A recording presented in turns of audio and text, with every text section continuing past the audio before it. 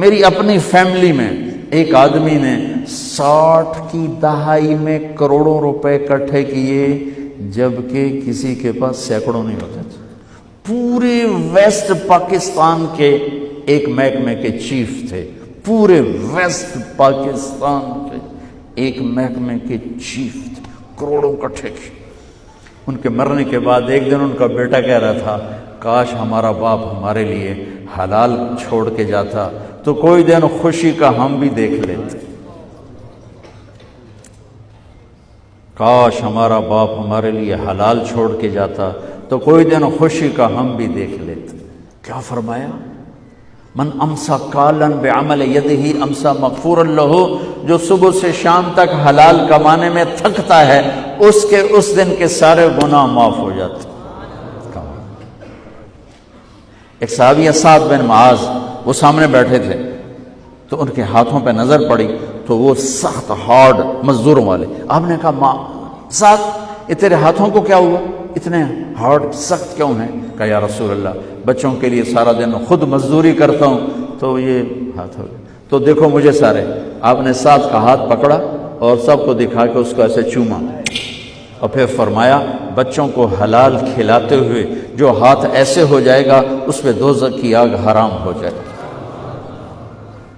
آپ دفتر جا رہے ہیں، حلال کما رہے ہیں، آپ جنت کما رہے ہیں۔ آپ بازار جا رہے ہیں، حلال کما رہے ہیں، آپ جنت کما رہے ہیں۔ آپ کھیت میں ہل چلا رہے ہیں، حلال کر رہے ہیں، آپ جنت کما رہے ہیں۔ اور یہ تھوڑا پیپر ہے، حلال تھوڑا ہوتا ہے، حرام زیادہ ہوتا ہے۔ یہ چھوٹا سا پیپر ہے اس میں، لیکن حلال میں برکت ہوتی ہے، حرام میں برکت نہیں ہوتی۔ بڑی پرانی بات ہے، ایک اللہ کے بڑے نیک بندے تھے، ان کے پاس میں بیٹھا ہوا تھا تو 2 صاحب آئے، تو ان میں ایک کا حلیہ مجھے یاد ہے، ان کے ایک عجیب سے ایکشن کی وجہ سے، خاکی جوڑا تھا پہنا ہوا، خاکی ٹوپی، بڑے گوگلز یہ ہمارے سبزواری کی طرف، تو آ کے بیٹھ گئے، کہنے لگے حضرت جی سنو مجھے دیکھنا، حضرت جی دعا کرو اللہ رزق حلال دے وے تے بہتا سارا دے وے۔ یوں اچھل کے بولے، اللہ رزق حلال دے وے تے بہتا سارا دے وے، بہت زیادہ دے۔ انہوں نے بڑے پولے منہ سے کہا، حلال تا تھوڑا ہی لبو، حلال تا تھوڑا ہی لبو۔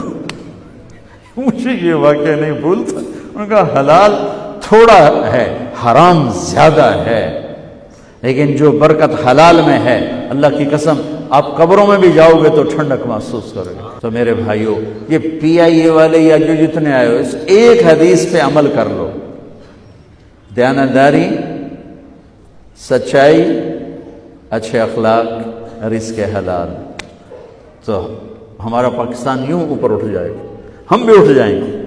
صرف ایک PIA کی بات نہیں ہے، ہر ادارہ زندہ ہو جائے گا۔ ابھی تو صرف PIA والے نہیں بیٹھے ہوئے، ہر طبقے کے لوگ بیٹھے ہوئے ہیں۔ میرے بھائیو دیکھو، میں ہاتھ جوڑتا ہوں، یہ جھولی پھیلاتا ہوں کہ اللہ کے واسطے سچ بولو، دھوکہ نہ دو، دیانتداری اور سچائی اور نبی والے اخلاق اور رزق حلال، یہ آپ کو کندن یعنی سونا بنا دے گا۔ دنیا بھی آپ کی ہے اور آخرت بھی آپ کی۔ رزق حرام، ایک واقعہ سنا کے دعا کرتے ہیں۔ یزید جب مرا تو دکان نہیں چھوڑی، فیکٹری نہیں چھوڑی، کوئی مل نہیں چھوڑی، کوئی 100-200 ایکڑ زمین نہیں چھوڑی، 3 بر اعظم کی حکومت چھوڑی۔ جوانی میں مر گیا، 42 سال کی عمر میں مر گیا۔ 3 بر اعظم کی حکومت اس طرح چھوڑ کے مرا کہ سب دشمن اس نے دبا دیے تھے، اور اس کا بیٹا 22 سال کی عمر میں تخت پہ بیٹھا، معاویہ بن یزید رحمت اللہ علیہ رضی اللہ عنہ۔ 3 بر اعظم، جوڑیا بازار کی دکان نہیں ہے، کوئی ٹیکسٹائل مل نہیں، 3 بر اعظم کی حکومت پر بیٹھا، 22 سال کی عمر، ایک دشمن نہیں چھوڑا باپ نے۔ 40 دن کے بعد سارے خاندان کو اکٹھا کر لیا، بنو امیہ، اور خطبہ دیا کہ لوگوں سنو، کان ابی جبارن، میرا باپ فرعون تھا، میرا باپ ظالم تھا، جبار، میرا باپ جبار ظالم تھا، اس نے تخت کے لیے آل رسول کا خون بہایا، اور جس تخت کے نیچے آل رسول کا خون ہو میں اس پہ لعنت بھیجتا ہوں۔ یہ ہے تمہاری حکومت، جس کو مرضی دے دو۔ 3 بر اعظم کی حکومت چھوڑ دی اور گھر میں گیا، اور جنازہ باہر نکلا، پھر خود نہیں نکلا۔ اس سے مراد ہے اتنی خلوت میں چلا گیا، اتنی تنہائی میں چلا گیا کہ بس اپنے مصلے کو سنبھالا اور اللہ اللہ کرتے اپنے رب سے جا کے مل گیا۔ باپ کیسے ملا ہوگا اور وہ کیسے جا کے ملا۔ تو اگر اللہ اس کے رسول کو راضی کرنے کے لیے 3 بر اعظم چھوڑے جا سکتے ہیں تو جھوٹ کیوں نہیں چھوڑا جا سکتا؟ دھوکے کو کیوں نہیں چھوڑا سکتا؟ بچوں کو حلال کھلاؤ، اللہ کی قسم وہ کندن بنیں گے، وہ سونا بنیں گے، وہ گھنی چھاؤں بنیں گے۔ آپ قبروں میں مزے کریں گے، وہ دنیا میں مزے کریں گے۔ حرام اکٹھا کر کے ہم قبروں میں برباد ہوں گے، وہ دنیا میں برباد ہوں گے۔ تو بھائیو، اور کچھ نہیں تو یہ 4 باتوں کی نیت تو کر لو نا، کرتے ہو نا نیت اس